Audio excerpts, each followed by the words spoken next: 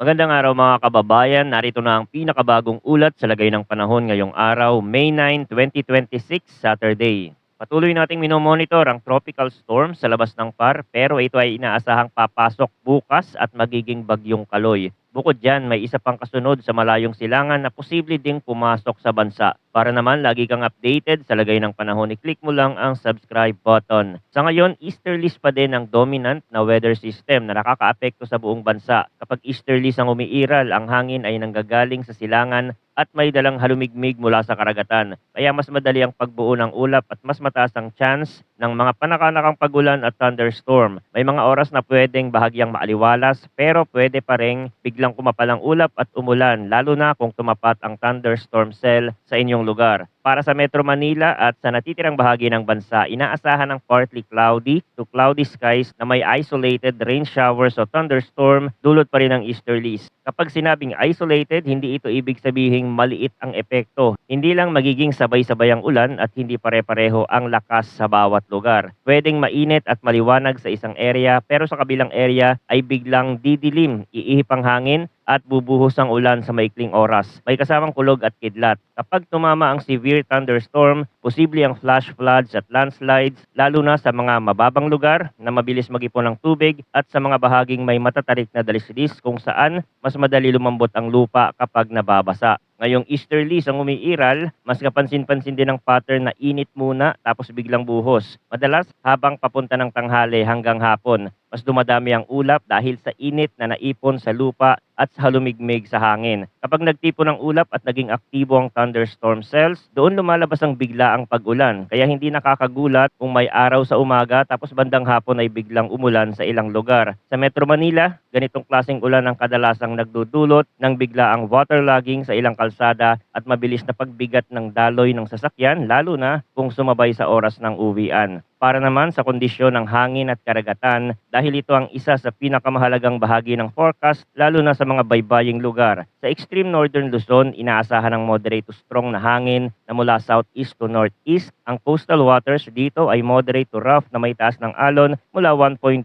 hanggang 2.8 meters. Ibig sabihin, mas magalawang dagat sa pinakahilagang bahagi at mas sensitibo ito sa mga rutang exposed sa open sea. Kahit hindi pa ito yung pinakamataas na alon na karaniwang kasama ng direktang bagyo, ang 2.8 meters ay pwede nang maging mahirap para sa maliliit na bangka, lalo na kung sasabay ang biglaang bugso ng hangin o thunderstorm sa paligid. Para sa eastern section ng bansa, moderate ang hangin na mula east to northeast at ang coastal waters ay moderate din mula 1.2 hanggang 2.5 meters. Ito ang mga baybaying nakaharap sa silangang karagatan kung saan mas ramdamang pag-alon kapag tuloy-tuloy ang ihip ng hangin at kapag may mga ulap-ulan na dumaraan sa bandang dagat. Sa natitirang bahagi ng bansa, slight to moderate ang hangin na mula northeast to east at ang coastal waters ay slight to moderate mula 0.6 hanggang 1.8 meters. Mas manageable ito sa maraming baybayin pero tandaan na pwedeng magbago ang kondisyon kapag may thunderstorm sa malapit na karagatan dahil pwedeng sumabay ang panandali ang pagtaas ng hangin at alon. Ngayon, punta tayo sa binabantayang tropical cyclone sa labas ng Philippine Area of Responsibility. Ngayong umaga, ang tropical storm Hagupit ay tinatayang nasa layong 1,165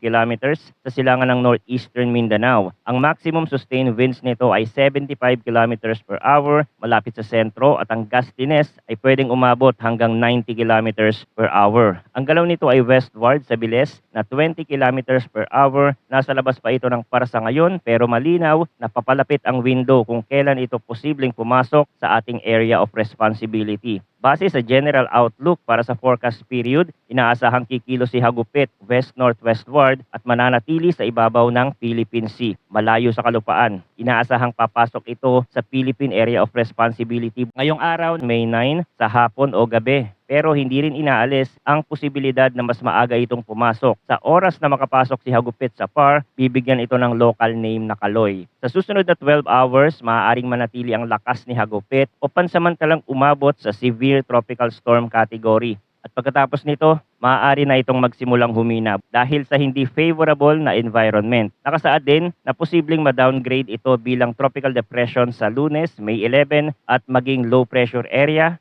pagsapit ng Wednesday, May 13, habang nasa Philippine Sea. Meaning may panahon na pwedeng manatiling malakas o bahagyang lumakas tapos susunod ang pace ng paghina habang nagpapatuloy ang galaw nito sa karagatan. Sa kasalukuyang projection, mas mababa ang tsansa na direktang makaapekto si Hagupit sa lagay ng panahon at kondisyon ng dagat sa loob ng susunod na 3 araw. Kaya sa immediate period, mas nangingibabaw pa rin sa loob ng bansa ang epekto ng easterlies at ng mga localized thunderstorm. Kahit ganon, mahalagang tandaan na ang isang tropical storm, lalo na kapag malawak ang sirkulasyon, ay pwedeng makaapekto sa background flow ng hangin at moisture sa silangang karagatan. Kaya habang papalapit ang window ng pagpasok sa PAR, mas nagiging mahalaga ang pagmamasid kung may pagbabago sa bilis at direksyon. Pati na rin sa lawak ng hangin at ulap sa paligid ng sentro. Ang forecast mismo ang nagsasabing mananatili ito sa Philippine Sea at malayo sa lupa, pero ang mga susunod na advisory ang magbibigay ng mas malinaw na larawan kung gaano ito kalapit sa ating eastern boundary at kung may anumang pagbabago sa inaasahang paghina sa mga susunod na araw. Sa ngayon, ang mas ramdam na epekto sa maraming lugar ay ang pabago-bagong pag-ulan na dala ng easterlies. May mga lugar na makakaranas ng panandaliang buhos, may mga lugar na uulan ng mas matagal at may mga lugar na halos walang ulan. Pero posibleng biglang magbago kapag may thunderstorm cell na nabuo.